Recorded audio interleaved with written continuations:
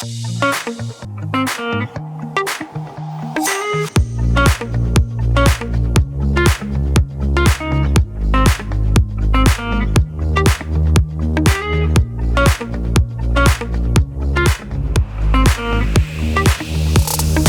everybody, and welcome back to the Price to Sell podcast. I'm your host, Matthew Campoli, and today we're experiencing some deja vu because this is round two, with none other than Mr. Tom Storey. We've done this before. I feel like we've done this before. Yeah, I'm happy to be back, though. You don't normally get an opportunity to redo something. You're right. And I feel like I can up my game this time. So whatever I said last time, I can't even remember anyways. So let's just do it again. Technical difficulties, technology, can't trust it. It sucks sometimes. It is what it is. But you guys will never know how the first one went. But this one's going to be better. Just trust that, okay? 100%. Well, thank you for coming back. Well, thanks for having me back. And I know I mentioned in our first introduction when you came on, you have one of the best names in the game. Thank you. I'm going to say it again. Yeah. Yeah. It's the truth. It is the truth. Stories on the outside of a building, Yeah. it used to be called that because they would paint literally stories, like art going up a building. Yeah. That's where the name came from. And when I used to book showings, people would be like, that's your real last name? I'm like, yeah, that's it. And then my very corny tagline at the end of every single one of my YouTube videos is, remember, home is where your story begins. Yes. Because growing up, it's basically like the equivalent of live, laugh, love for the real estate industry. Growing up, that was just in my house because it was our last time. Was like, it's too corny not to use when I get into the industry. It's awesome. I mean, I wish I could do stuff with Campoli, but I mean, it's all right. Yeah. It doesn't really translate well into much. I think it means hill or something. Hail? Hill. Oh. Something to do with a hill. Oh, hill. Yeah. Okay. So if you want to sell your hill, guys, Yeah. I'll gladly sell your hill. Just make it a larger hill with grass on it, not dirt. Yeah, there you go. But man, thank you for coming back. Yeah.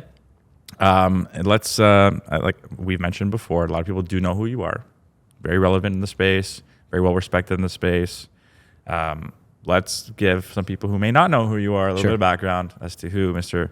Tom Storey is. Tell them the story. Sure. So this is year 9 selling real estate. I started right out of school. So went to the University of Guelph, got my degree. In 4th year, realized I was not going to use my degree for what my degree was going to be for. I always kind of wanted to do this. Went full force into it. Started my first year on my own. Did nothing correctly. Yeah. Legitimately wasted a year. Yeah. Then got into coaching and mentoring and talking to the right people. And I feel like I saved myself 5 or 10 years of trial and error by modeling off what other people were already doing that was successful. Yeah. And I also recognized very early on, and when you would ask someone for help, the people that were truly successful would tell you. Yeah. They would lay it on a platter and be like, this is what I did. The people that are kind of like fake successful, they'll try to hide it. Yeah. Because they don't want to give away these quote unquote secrets, which are not secrets. Yes. Because fundamentally, I don't think anything's changed in real estate in 30 years. The tools are totally different. Yeah. But at the end of the day, our job is to wake up every morning and find a buyer or seller or person looking to rent and help them. Yeah. That's our job. So, this is year 9. Very much obsessed with this. Yep. Don't do this just on the weekends. This is it. This is the career, right? This isn't just the job. And built out a team now where we've got 7 of us, including administration. So tried to build the team that was not just the biggest or the smallest or whatever, but pound for pound could take on anybody, like they say in UFC, right? Pound for pound, a good team. So are you going to go Dana White anytime soon? We'll see. Maybe. We never know what the future holds. Yeah, I don't think anyone in the UFC has a name like yours. So yeah, it could work. I got to get in shape. I see what you're doing. You got to get me in shape, and then we'll talk about it. I'll gladly train you, man. Yeah. The Matt Tom Storey combo. Let's do it. Be a good ticket. Yeah. Put you on there. But yeah, man. So I mean, you're packed with a ton of knowledge, and so let's begin with building an exciting business. Sure. I know we spoke about this the first time, and the importance of that, because real estate can be dull, it could be confusing, it can be many people don't know where to even begin. So it's like how do you successfully build a well-fueled machine while keeping it keeping a balanced lifestyle and all that stuff. Well, first of all, I think you have to know what you're actually trying to build. Yeah. I think a lot of people just kind of run around and try to survive. Mm-hmm. And my favorite analogy is at my cottage, you can see these birds and they kind of hover and they'll dive down and grab these little fish. I'm like, that's not even fair for the fish. They didn't have a chance. Yeah. So bird's eye perspective on everything. Every decision you make, you have to take a step back, think about it, and then kind of move the chess pieces from there. And I think you have to build a business where you wake up every single day and you're excited. Yeah. because I don't care how many homes you sell, how much money you make. We're in an industry that we celebrate through awards and different labels of what people earned in terms of gross commissions. I care about profitability and waking up every morning excited about what you're going to do. And if you're not waking up excited and all you're doing is working, I'm not really sure what the point of all of this is. Yeah. So what are some of the things that keep you excited? Growth. Okay. I love it. Same. I love growth. Like everything that scared the heck out of me has helped me move forward. Yeah. And what I also love about real estate is that in any other typical career, they say, well, you need this much experience to do this. In real estate, no one gets to tell me I can't go into a $3 million house and get the listing. Yeah. If I have the confidence, I know what I'm doing, I'm going to have that opportunity. And that's what I love about this. Now, there's no ceiling, but there's also no floor. Yeah. Right? So you can go either direction. It's true. But real estate can be a very clumpy business where you can have a good year next month, right? Yes. And the last 2 years, frankly, it's been pretty good. There's been a lot of pie for everybody to eat, and it's contracting now. So what actually excites me as we move into a market that's not as easy, you're going to have to work way harder to get the same results, is how to put the foot down on the pedal, not take the summer off like a lot of people will, and come out way stronger and take over more market share. Yeah, exactly. It's so huge right now. I think we spoke about this when you were on last time, and it was a while ago now. It's been a month and a bit. Yeah, so quite a bit of change has happened since, and that stuck with me is the whole market share and taking the opportunity right now to take advantage because I joked about this on a previous episode, but January, February, March was any realtor could post something on MLS, kick back with the margarita, and just wait for the phone to ring, and it will ring, and then before they know it, they have 40 offers on the table. And the thing will sell if you just know how to dot your I's and cross your T's. The conversations with the sellers used to be very easy. Yeah. Hey, I have 10 offers for you. Would you like to pick the top one? Yeah. It's not so easy anymore to have those conversations. Well, they're much different conversations. Yeah.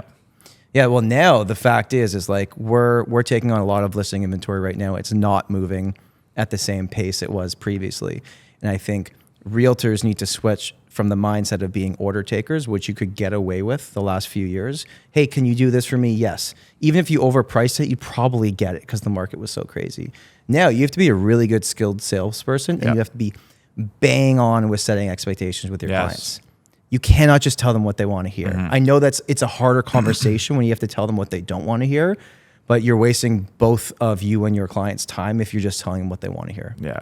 And how important is no now? Saying no. It's massive. Yeah. Well, I mean, if you look at the profitability of a business, if you're going to take on listings and spend thousands of dollars staging them, getting ready to the market, and overprice them, and they're going to sit, that's not a very good business decision. It's true. Right? So obviously, you need to help clients. You need to tell them the advice for them, but you can say no. Yeah. It's okay. I think we forget in a business that is so competitive because there is so many of us that we go around and we think, okay, I'm just looking for opportunity. You can also choose who you want to work with. For sure. It's not just the client choosing you. That's true. Yeah. And it goes such a long way because either say yes to everything, have your sign sit on the lawn, and that's your rep at the end of the day. The best part, and I've seen this, I'm sure you have too, is you're competing for a listing with other agents and you put your foot down. You don't get it.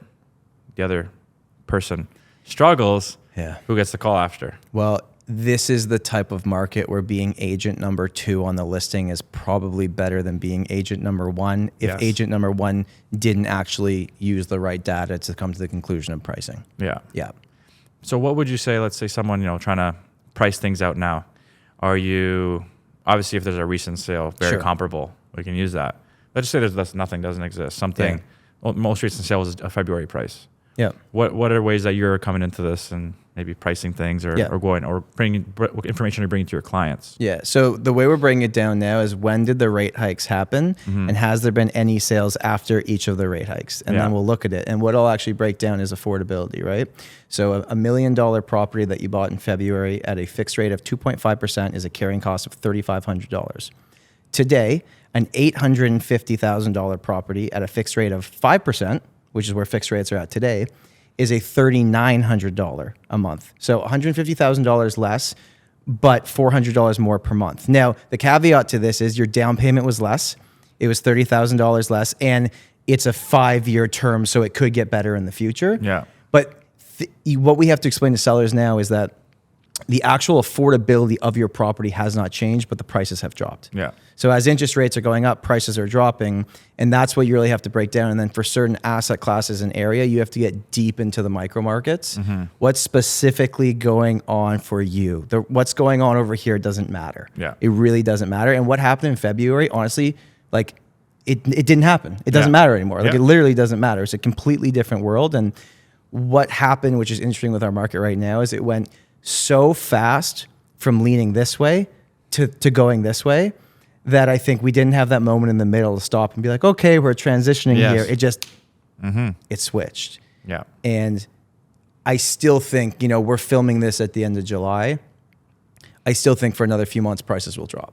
Yeah. And then I think as we get used to the interest rates, they'll level out to the end of the year. And then I'm hoping into 2023, we'll see variable go down again mid-year, but that's anybody's best guess. Nobody knows. I intuitively feel similar and how things will trend, but realistically, we don't know. No, I don't even think the Bank of Canada knows. Like, let's be clear. They came out early pandemic and said very clearly, Canadians can invest their money, they can buy, you do not have to be worried. Interest rates will remain low into 2023. Yeah. Well, now we're midway through 2022 and they've gone up a lot. Yeah. So things change. RBC just put out their most recent report on what's going to happen, and they called it a historic correction is coming. I got that article Historic sent to me correction. by like 10 clients. I had one even say, Matt, I should sell now. I'm like, no. It's crazy the fear that's put into the consumer. It's nuts. Right? So what's your take on that article? Well, that article, the historic correction was sales transactions, not price. Yeah, see? And what I look back at is in 2008, with everything that happened, financial crisis in America and the housing crisis. If you look at Toronto, and every market different to look at your market, but Toronto that year went up 0.1% in price. Sales were significantly down, but just because sales are down doesn't necessarily mean prices come down. But in this market right now, sales going down and prices are going down at the same time, but it's relative to the craziness that was happening earlier in the year. Yes, agreed. And if you just say, it's a great time to start to look into purchasing. Yep. A lot of deals out there for sure. What would you say is like a better investment right now for any like first timer or investor? Would you say a condo, a house? I know it's really subjective to areas and stuff, but. Yeah, I've kind of changed my mind on this. So my goal is to own as much dirt as possible, okay? I want freehold properties, long term. Yeah. Condos, I do think have an expiry date at some point when maintenance fees get over a certain point or they get certain age, because then they become less attractive to buyers, right? Yeah. So if I'm getting into the market, I'm buying a condo because condo prices are they haven't fallen as much as everything else, but they're reasonable right now. They are. If I'm someone that's looking at that I already wanted a detached property, well, in February, a detached house in Toronto was 2.1 million, and today it's 1.75. That's a big difference in price. Oh, yeah. And if I'm going to live there for the next 10 years, buy what you want. Yeah, exactly. But do it within your means. Don't over leverage yourself, and make sure that you're in a position financially that if things do change in the future, you're going to be fine. Yeah.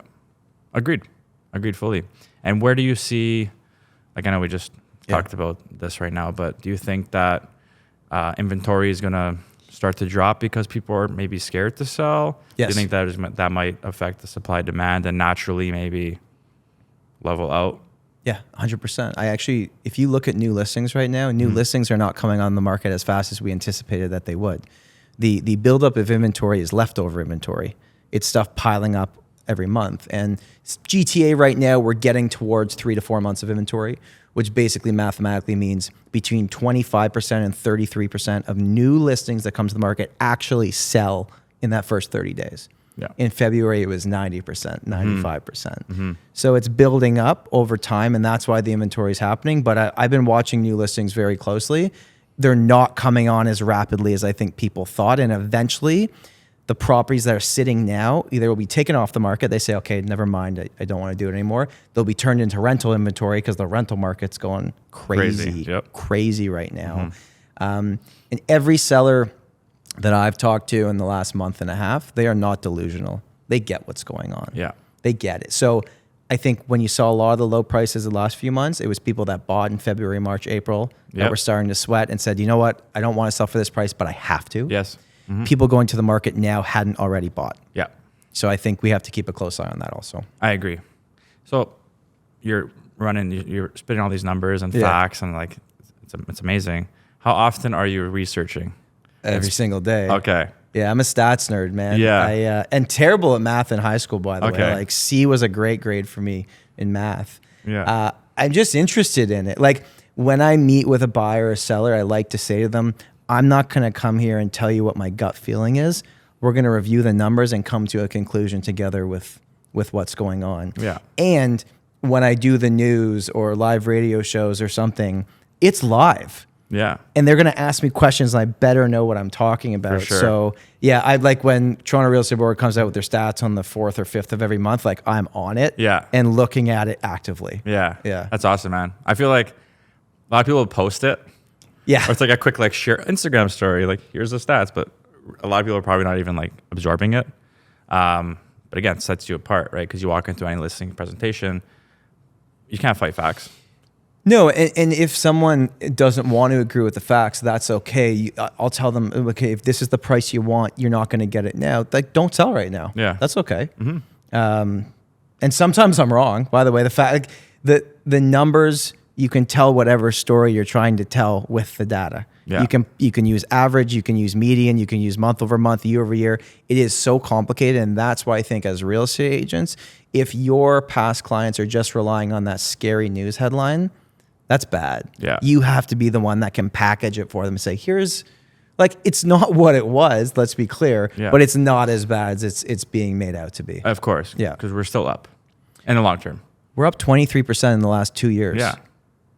Like, I think we forget the last 2 years were so historic going up that of course we're going to cool off now when rates have surged. Like it's mathematically makes total sense, but it did happen very quickly. And it's funny it's just human, the psychology, you know? It's like buyers love to buy in a seller's market, you know? It's like, but in a buyer's market, like what's going on? Come on. I can't tell you how many buyers have reached out to me and said, hey, when things start picking up again, and we haven't dropped every single month, let me know, I want to jump in. I'm like, well, why not now? They're like, well, prices might keep going down. I'm like, yeah, but I can't, no one knows when that's going to happen. Exactly. Like no one knows when it's going to bottom out. I can tell you when it bottoms out 3 months later. Yeah, when we look back at the data and actually figure it out, right? Yeah. I don't know. I think it's just human nature.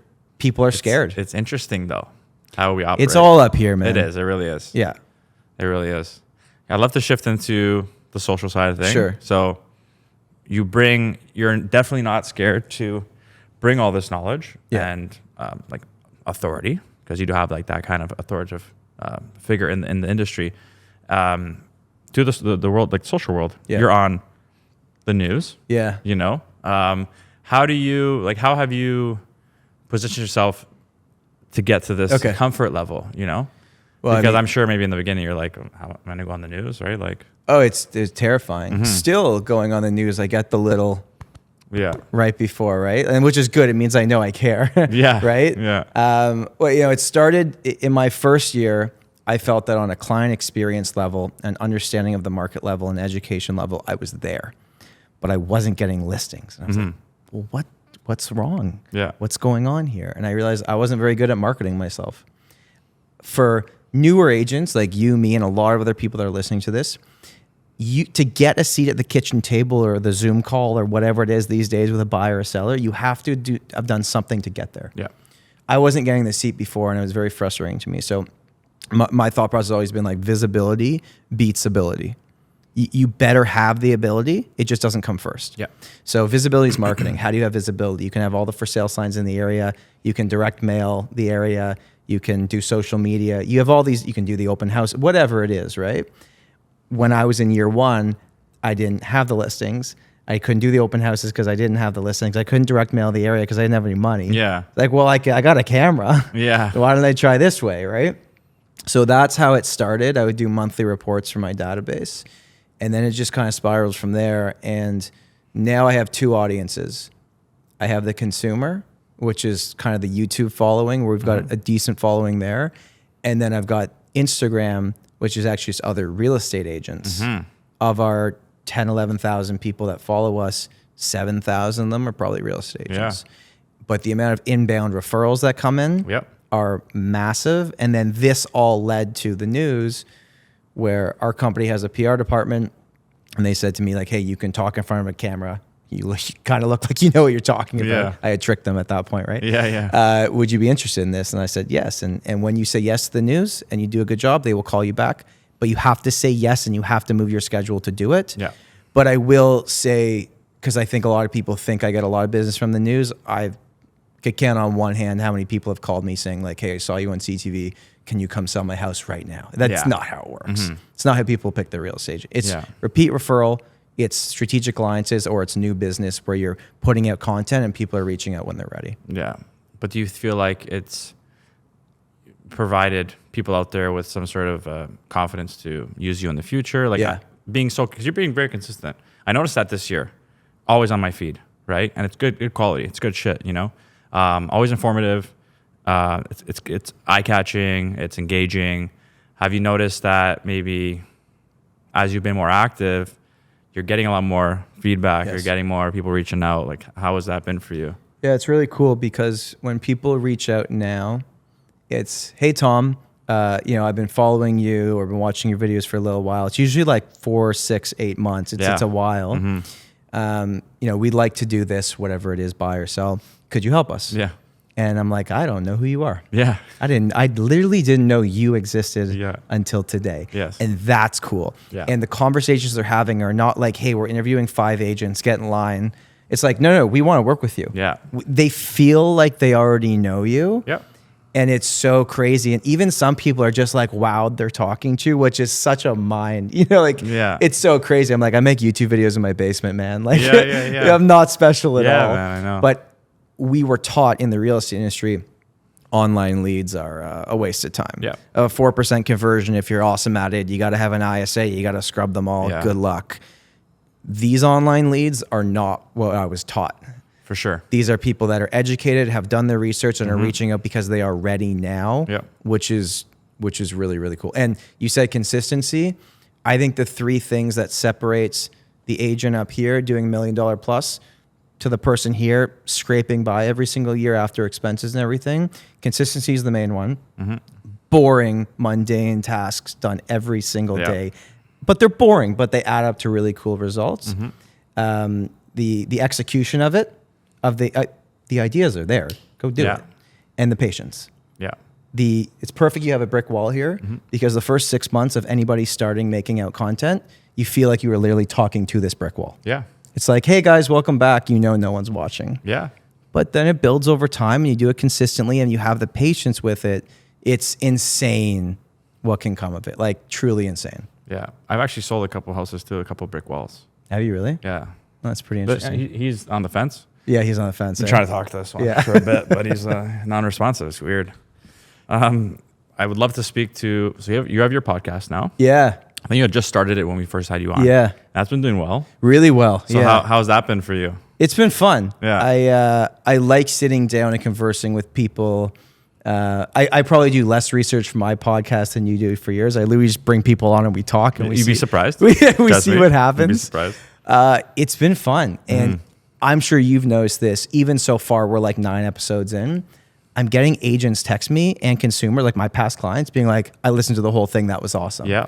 And it's like, wow. You don't realize when you do something that is, because when you start, you kind of get in your own head and you go like, well, it's just me talking. Is this even interesting? Yeah.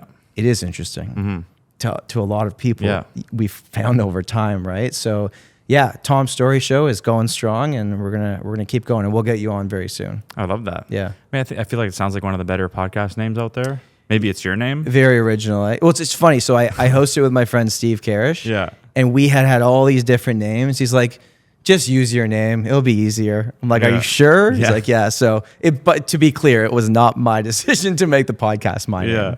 Yeah. And you guys have a cool little banter too. Yeah. Like we make fun of each other basically awesome. for most of the episode and then bring on guests. And it's a lot of fun. You got to. You just got to make fun of people sometimes.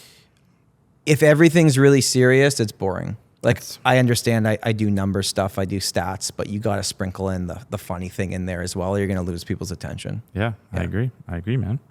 So I want to get into some. I had some questions from Instagram. Still have them. Yeah. So we're going to break them down. Let's do it. We're going to get right into them. We're calling this a story hour, I like it. even though this is not an hour podcast. Story half an hour. Story 10 minutes. First one. Kind of went over this, but Yeah. how do you deal with stress or pressure before speaking to a big crowd audience? Big crowd TV. So what you have to realize is that what you think is obvious is not obvious to everybody else. And put yourself in the position of the person in the crowd or on TV.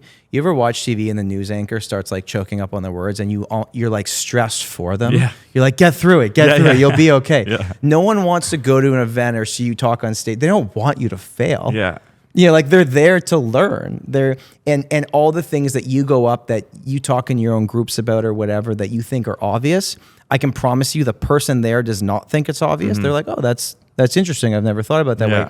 Or they've heard it before, but now they're ready to listen. Yes. Because they're at that point in their evolution or growth or career that they're like, okay, I need that nugget right now, but I didn't need it previously. Yes. And once you do it, like honestly, the high of speaking to a live audience or doing the news is hard to beat. I agree, man. It's I really agree. cool. And you were the mediator for Yeah. my panel, The Buzz. And I was the first person you asked the question to. Yeah. And usually I like to be like, number 2, 3, just to get out of the... But I blacked out. And like I posted that reel recently. And to me, that reel wasn't cut up. It was straight. And I was just like, so... and I'm like, holy shit, I was so nervous here, like just trying to come into my words. And I blacked out. But then like I showed my girlfriend, for example, and she's like, it's amazing. Like, It's I great. think you sound great here. I'm like, really? So it's funny because it's so true. And like it's just a theme for... Just generally speaking, us as humans, we just get inside our own heads 100%. and we just like really, we are our worst enemy.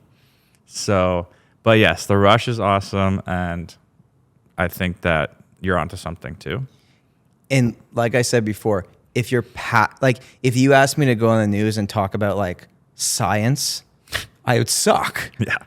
But like you're asking me about something I'm like borderline obsessed with anyways. Yeah, I'll talk about it. Yeah.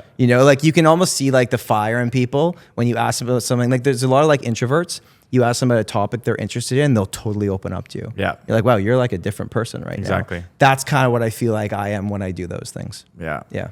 That's like Dean when we talk about chocolate, right, Dean? Loves chocolate. Yeah, eh? he loves chocolate. Yeah. I don't know, I just made it up. Could have went way worse on that topic. Yeah. But Chocolate's like not that weird yeah, to it's like. not weird at all. Maybe bananas. Bananas have been cool. Whatever, Dean, you're off this time. Next question.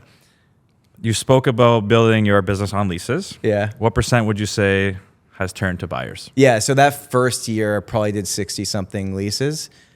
Half of them have turned to buyers. That's awesome. And I built my entire database through doing leases. And every time a new agent has joined our team, that first year you're doing leases. Yes. You're learning every building. I want you to walk in and the concierge is like, hey Matt, what up? Yep. Like, yeah. I want you to know the floor plans, because if you can learn to do 2-3 transactions a week on leases and then you build out your business, sales are not any harder. The actual work involved is not harder, just the payout is way more. So it's getting in that mindset of, oh, I can do this, I can manage this, I can schedule this. And then you build it up and you do a good job and you stay in touch. And I mean, that's how I built my entire business. Yeah, similar. Yeah. Me too. Just crushing the Toronto condos. Yeah. Never forget the concierge guy at the ICE condos. Always like, oh, you want to get in? Yeah. In line. Sick. Line bypass. Yeah. At a condo line. There you go. To sign in. Goals. You start with something small like that. And the people that get into the business and think they're too good for leases at the beginning, I don't know.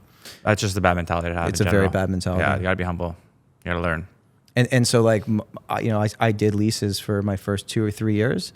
Then I would stop doing leases and brought on someone to do the leases for me. Yep. And then I would just do the buyers and sellers. And then that became overwhelming. So now I'm just doing the sellers and I've got buyer specialists on my team. Yeah. So you're just kind of leveraging up at every point and then realizing what you really enjoy. I love presentations. Yeah. I could do a listing presentation every day. I'd be very happy. Yeah. But showing 8 condos, then getting home after a sweaty July day, trying to deal with downtown Toronto and then running comps, I'm like, that does not interest me anymore. No, I'm literally at that point now too. Yeah. I'm still very much taking on my buyers, Yeah. but I've handed off the leases now. And I think we operate in a similar way. We're both very driven and we're aligned to certain things and we'd rather spend our time on than we're good at, right? and people 100 find and value in that. That's how you grow. If you're stuck doing what you don't like in your business, your business will get stuck. Yeah. In terms of what you produce, what Yeah. your commissions are, what your goals are going to be, you'll flatline. Yeah. And I'm not interested in that. My favorite analogy for like your business is like the race car analogy. So before the days of internet, you do the first lap in the game, and then your second lap, you're racing against a version of your car from the first lap. It's like a little ghost version. The Ghoster, You know what I'm talking about? like Gran Turismo. Yeah, Yeah. that's probably where this is coming from Yeah. you. And then you just try to beat your lap. Yeah. So like my business, my career is every year, how do I beat my last Yeah. lap? I don't care what this person's doing over there, or this person's doing over. I don't care about any of that. Yes, that's huge. That's so big. I'm like that too, and a lot of people are just way too carried away, spending their time on like, see what this person's doing, see what but I think that's just like self-inducing anxiety for you. Yeah, That you're just like killing yourself. You know, like stay in your lane, be confident in your abilities, and just like iron in what you're good at, and that's it. And if nobody is giving you a little bit of shit, you're probably not trying hard enough. Yeah. If you're just staying in your box and just being conservative on everything, you're not going to grow at the same rate as everyone that goes out and takes chances. And yeah. Well, I mean, we have reached the end here. All right. It flies by. That did fly by. Time, That was fun. You know, time flies when you're having fun. Did right? you make that up? My great ancestor did actually, Sylvester. Yeah. But also, having fun isn't hard when you got a library card. Arthur. That was Arthur. Oh, Yeah, I know that one. That was Arthur. But you know what? If any, a lot of our audience is new agents. Yeah. I mean, I'm sure they would love one golden nugget from you right before we get off here. One golden nugget. One golden nugget. Real estate business. Set crazy goals. Because if you set a small goal because you think you're going to get there, you'll get there, but then that's it. Set something silly. And don't set a 1-year goal, set a 5-year goal. Yeah. That, I think, would have helped me if I had done that right off the bat. And also, I heard this analogy from Richard Robbins, who I do a lot of coaching with. He said they put first class at the front of the plane so that when people get on, they look at it and they have something to aspire to. So, like, have something to aspire to. Yeah. What's that big thing going to be? Like, you know, what are you actually trying to build here? If you're just trying to survive, you'll work on a transaction business. You focus on relationships. You treat people correctly. You set good expectations. Like, you're set. Yeah. You're going to run a great business for a long time. Yeah. Love it, man. Yeah. Well, you've dropped a lot of those golden nuggets today. Thank you. And I think we topped the other episode. Yeah, this was good. This was good. Last one was good, but this is better. I mean, like, no one's going to know, but this was way better, guys. Just trust us. Well, if you're hearing this, the card has not been corrupted. The card, we are knocking this SD card will survive. Yeah. All right. We're going to knock on some brick here. Yeah, we're good. Wood, actually. Very There, I'll superstitious. get the wood too. There we Very go. superstitious. But to everyone out there, actually, before we go, where can they find you? Instagram at the Storey team. I do have a few fake accounts Yeah, I saw pretending to those. be me right now. So at the STOREY team, that's my only one. Or just type my name in the YouTube. You'll find my videos there. Awesome. And we'll post all his links below, guys. I'm sure you guys want to catch it. Catch his podcast, Tom Storey Show. Your course? Yeah, I got a video course for realtors. We got almost 300 members now. Awesome. DM me about that on Instagram. I'll give you all the details. If you want to up your game with video production and making content, I can show you how to do that. Fantastic, guys. He's a one-stop shop. There you all go. right. To all my family out there, thank you again. You guys are awesome. Please don't forget to like, subscribe, share, tell all your friends, family, and your new litter of kittens that your older kitten just created. So we will see you on the next one. This is Price to Sell. Peace. Peace.